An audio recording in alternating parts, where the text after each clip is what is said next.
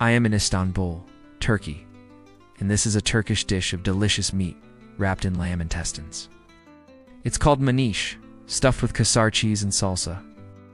But today I'm going to show you how to cook guts. I have 2 pounds of beef and lamb guts. Beef and lamb are the most popular meats used for guts, but you can use any meat or even seafood. Guts are considered an organ meat, so they're quite nutritious. They're very high in protein and iron, and also full of healthy vitamins and minerals. Some people think that eating guts is gross, but honestly, if you prepare them well, they can be a delicacy. And in many countries around the world, they're considered a gourmet food. The key to cooking guts is to get them nice and crispy. The way we're going to do it today is by frying them. You can also grill them, broil them, or even bake them. But make sure that however you cook them, you get them really crispy. Now let's get started. So first let's clean the guts. I have already cut off all the extra fat and the connective tissue. If your guts are still connected at the top, you need to cut through here to open them up. Once you've done that, you can rinse them under some cold water, but do not soak them in water because they absorb too much water and they become soggy. We want them to stay nice and firm. Let's talk about the ingredients that we're going to put inside our guts. We have kasar, which is a traditional Turkish white cheese. It's similar to feta, but it's not as dry. You can use feta or even goat cheese. And then we're going to add some salsa. Kasar is usually served with salsa, so it goes really well with it. Let's start assembling the manish. Lay one piece of the gut down and put a little bit of the cheese in the center. Then roll it up and make sure that it's tightly sealed because you do want the cheese to leak out when you're refrying it. We rigon roll all of the guts up, and then we rigon roll them back up into themselves so that we have these little logs. When you're done, they should look like this. Now let's go ahead and fry them. Pour a little bit of oil in the pan, and then put the manish in the pan. Now, we just want to lightly toast them. We're not going to fully cook them yet, because we want to keep them moist. We're going to move them around so that they brown evenly.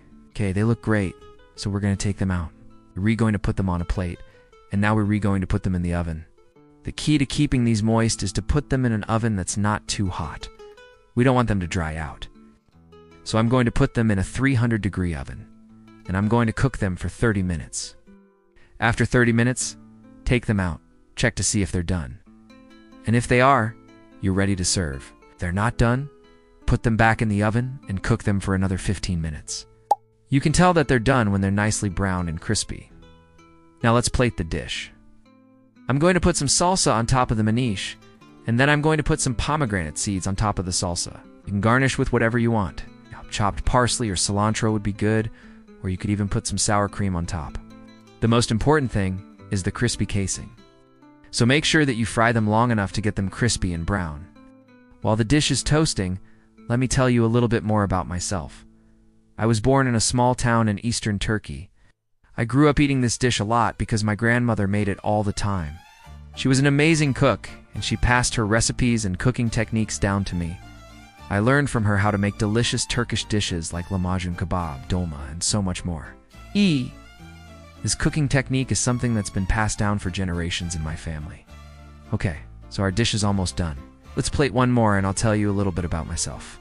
I play basketball and volleyball, and I love hiking. My favorite place to hike is in a city near Istanbul.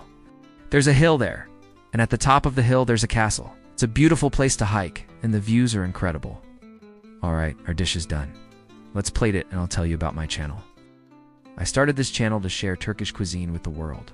It makes me happy to share my culture through food, and I hope that you enjoy the recipes that I make. If you try any of my recipes, please tag me so that I can see what you make. Thank you for watching, and I'll see you next time.